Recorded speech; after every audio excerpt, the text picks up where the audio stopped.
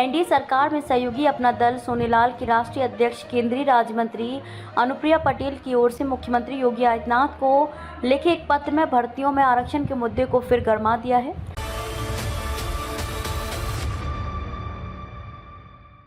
नमस्कार, मैं खुशी और आप देख रहे हैं स्वतंत्र भारत न्यूज। आइए नजर डालते हैं इस वक्त की खास खबर पर। अनुप्रिया ने कहा है कि विभिन्न प्रतियोगी परीक्षाओं में अन्य पिछड़े वर्ग एवं अनुसूचित जाति जनजाति वर्ग के लिए आरक्षित पदों पर नॉट फाउंड सूटेबल की प्रक्रिया बार बार अपनाते हुए उन पदों को अनारक्षित घोषित कर दिया जाता है। इस पर उत्तर प्रदेश लोक सेवा आयोग ने सरकार को नियमावली दिखाई है कि ऐसी कोई व्यवस्था ही नहीं। रिक्तियों के सापेक्ष किसी भी श्रेणी में अभ्यर्थी न्यूनतम अर्हता अंक नहीं पाते या उपलब्ध नहीं होते तो ऐसी अनभरी रिक्तियों को किसी अन्य श्रेणी में परिवर्तित करने का अधिकार आयोग को नहीं है।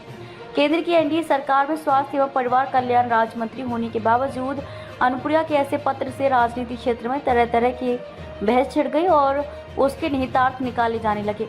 अचानक ही उनके इस कदम को उनकी भावी राजनीति से भी जोड़कर देखा जाने लगा है। अनुप्रिया के आरोप साक्षात्कार आधारित नियुक्ति प्रक्रिया में आरक्षण पर हैं।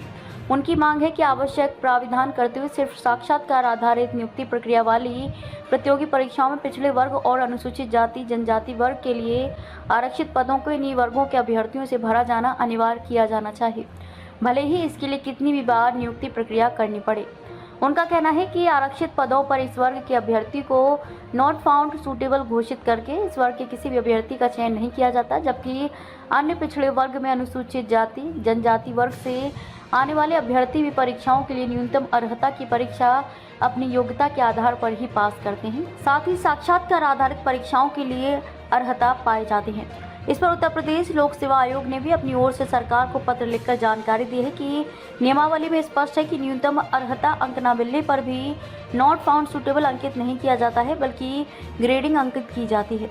साक्षात्कार समाप्ति के पश्चात साक्षात्कार परिषद के सदस्य तथा प्राविधिक परामर्शदाताओं द्वारा दी गई ग्रेडिंग को औसत के सिद्धांत के आधार पर परिवर्तित कर मार्कशीट में अंकित किया जाता है। रिक्तियों के सापेक्ष किसी भी श्रेणी में अभ्यर्थी न्यूनतम अर्हता अंक धारित नहीं करते या उपलब्ध नहीं होते तो ऐसी सारी अनभरी रिक्तियों को आयोग स्तर पर किसी अन्य श्रेणी में परिवर्तित करने का अधिकार नहीं है।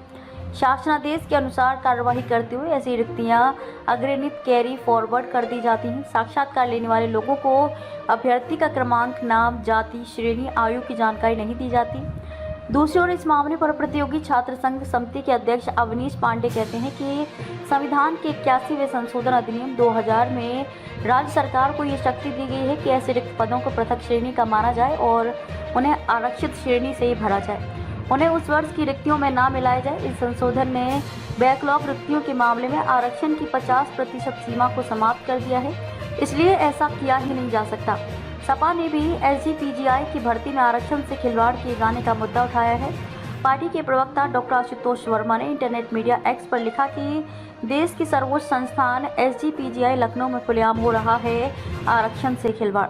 97 सीट का आवेदन दिया गया, जिसने आरक्षित वर्ग की 48 सीट में से सिर्फ 2 सीट पर SC/ST और 8 पर OBC डॉक्टर का ही चयन हुआ। बाकी 38 सीट कहाँ गई, कुछ अता पता नहीं है। आपकी इस मामले में क्या राय है, हमें कमेंट बॉक्स में जरूर बताइएगा। तब तक के लिए नमस्कार और देखते रहिए जनता एक्सप्रेस बिहार न्यूज। अब तक के लिए बस इतना ही। फिर होगी आपसे मुलाकात ऐसी एक और खास खबर के साथ। तब तक के लिए नमस्कार और देखते रहिए स्वतंत्र भारत न्यूज। ऐसे ही लेटेस्ट अपडेट्स के लिए हमारे चैनल स्वतंत्र भारत न्यूज को सब्सक्राइब करें और तुरंत नोटिफिकेशन पाने के लिए बेल आइकन प्रेस करना ना भूलें। यदि आप हमें फेसबुक के माध्यम से देख रहे हैं तो हमारे पेज स्वतंत्र भारत न्यूज को फॉलो जरूर करें। धन्यवाद।